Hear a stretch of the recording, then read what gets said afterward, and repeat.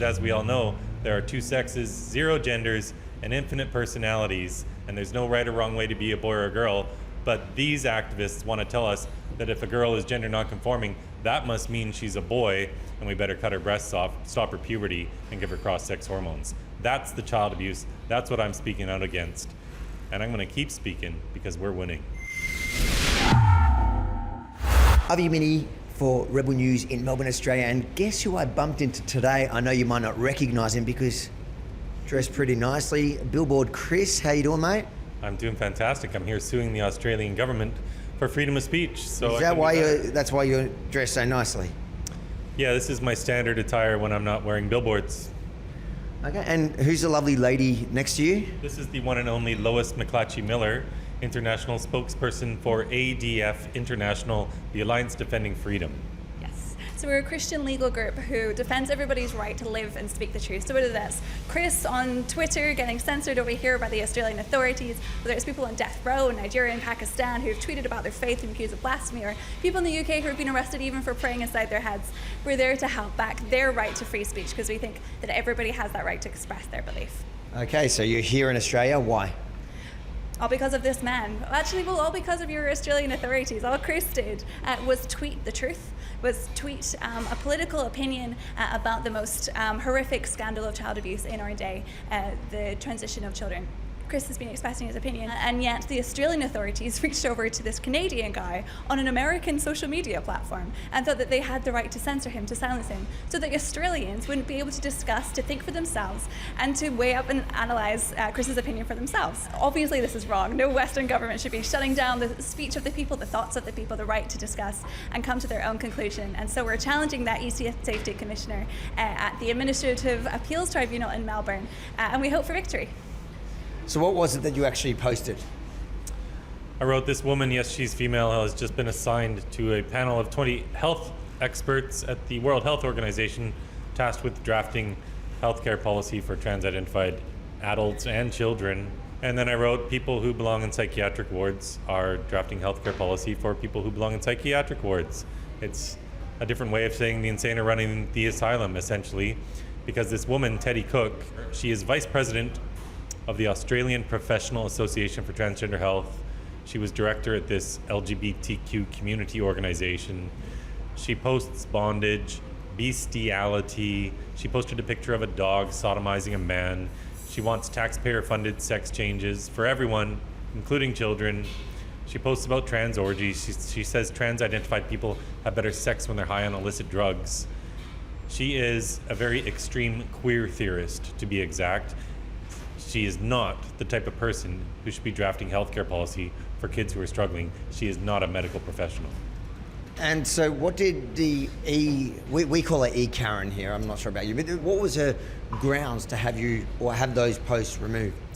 Yeah, I call her the E-Nanny because I feel bad for all the women named Karen. I don't like calling them Karens. Listen, I can't change it. It's sackekaren.com. We've had a petition going for years. I can't change it to sack anything else. Sack E-Karen. If you're going to be in our country, respect our language. Thank you. Okay, go to sackenanny.com and let's get rid of this person. So sackekaren.com. Go on. I'm just being difficult. I apologize. Want to start that over? No, keep going. Right, so the E-Safety Commissioner has deemed it her responsibility to decide what you as an Australian can say and see on the internet. So even though I'm a Canadian posting on an American platform, the post was about an Australian woman. And so what are they doing in society? They're trying to take our right to speak in the digital town square.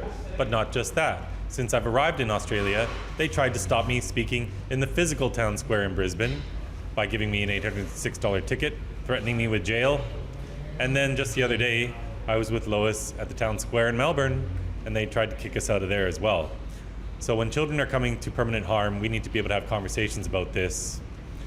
Yet the government is trying to stop conversations about this. And the only reason this ideology has had the success it's had is because people have been silenced and they didn't know about it. And whatever they try to do to silence me, I'm gonna keep making sure it backfires as this attempt to silence me on X has already done. So the claim is that Chris's post amounted to cyberbullying of an Australian adult, and that would have caused Teddy Cook serious harm or serious distress. Now, in court, we've been discussing, the tribunal, we've been discussing what really is serious harm, what really is serious distress. Is it just being a bit offended by a post you see on the internet? If you're a public figure making a case for something, like Teddy Cook is, can she really claim that any criticism of her and her work would be so offensive that it has to be shut down? Those are the issues that are at stake here. What does it mean to be so offensive in Australia that you have to be censored? And legitimate, robust criticism in a political debate has to exist in democracy. We cannot have a standard that means that anybody who engages in debate is automatically shut down by the government. And so, Avi, one of the tests of this e-safety act is, would a reasonable person find my words to cause extreme distress or discomfort or whatever? And yesterday, the lawyer for the e-safety commissioner, when talking about what a reasonable person would conclude, cited Teddy Cook as a reasonable person. I think maybe we should ask the audience, do you think Chris's post causes serious harm, or cutting your boobs off is serious self-harm? And would a reasonable person be posting an image of a large black dog sodomizing a man? Because that's what Teddy Cook's original complaint was about. In this Daily Mail article, which I had quoted, they had a naked image of Teddy Cook that she has posted to social media. Her complaint was about that. She wanted the picture taken down. Well, that's not my responsibility. That's on the Daily Mail's article. She didn't even complain about my wording. Because as usual, who can complain about your wording? You're super polite out there on the streets, even when you've got a very direct message. I mean, the post in question that has been censored, Teddy Cook did not complain about my words. She was only complaining about the picture from the Daily Mail article. The e-safety commissioner took it upon herself to censor my post based on my words. Where did they get the picture from? It was a picture that Teddy Cook had posted to social media. And in one of the communications... Wait, hold on. Has somebody filed a complaint with the e-safety commissioner about Teddy Cook posting Offensive material. Offensive material? Not that I know of so far, but it's very interesting that this, so many people, when they're scrolling through X and looking at Chris's case, are offended by the images that have been posted by the Daily Mail that they are jarring for the average person. And yet here we have Chris, who's the one who's been censored, who's the one having to go to this tribunal for his freedom of speech. It's madness. That's mind-blowing to me. It's a photo that she herself posted, and then the Daily Mail picked it up, and suddenly she realised that the Australian public is looking at that and going, what the heck are we doing? What's going on? How's this person in charge of anything? And suddenly, no, I don't want that post out there, so I'm going to go after the Canadian who's shared the article of it. Have I got it right? That's right. And in one of the emails to the e-safety commissioner, Teddy Cook first denies she's ever seen the picture. In a later email, she admits she herself took the picture. It was at the Museum of Modern Art. This image, she took that picture herself and then posted it to social media. Who would have thought that somebody who lies about their gender would lie about anything else? That's right, she's lying about her sex because, as we all know, there are two sexes, 0 genders, and infinite personalities, and there's no right or wrong way to be a boy or a girl.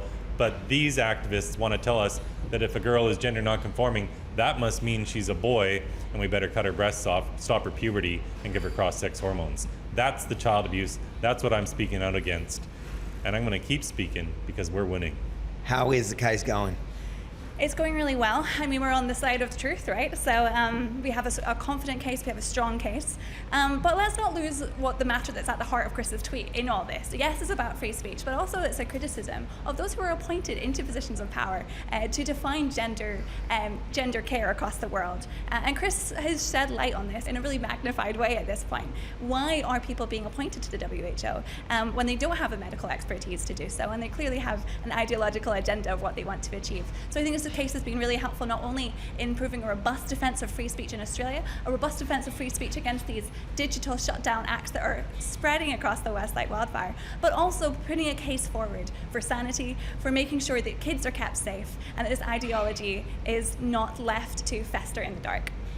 If you win, the e-safety commissioner is likely going to appeal it and take it to the High Court because the government has deep pockets of our taxpayer money. And if you lose, well, you'd have to take it to the High Court. It seems like either way it goes, it's going to go to the High Court. Are you going to go to the High Court of Australia if any of those happen? Well, look, let's not jump ahead of ourselves. We've still got this first hearing to win, so let's focus on that. But of course, an option in the future would be to take it to the High Court and maybe potentially result in a challenge against the Online Safety Act itself. It's a very censorial act. It doesn't make any sense to have a person appointed to determine for different individuals what's too offensive and what isn't. So I think this is a strong case to challenge that ideology that is necessary in a Western country, and I hope this resonates around the world as well.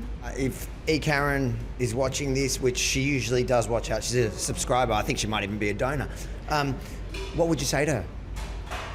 Go back to America, quit your job. You don't deserve the $450,000 that Australians are paying you, and find a real job, because trying to censor people isn't it. The irony, she goes there and her free speech is protected. That's right, but as she said on stage at the World Economic Forum, she's interested in recalibrating free speech, whatever that means. He comes to Australia and everybody makes him feel uncomfortable, even Avi from Rebel News. But if you actually support what they're doing here in Australia, make sure to like, comment and share it far and wide, because I guarantee you, the mainstream media, they might be reporting on the case, but they are not rooting for Billboard Chris. Is that good? Yeah, but you don't get any. I didn't get any. Guys, like, comment, share, and then head over to sackekaren.com. Join the thousands in calling for the end of this tyrant's job.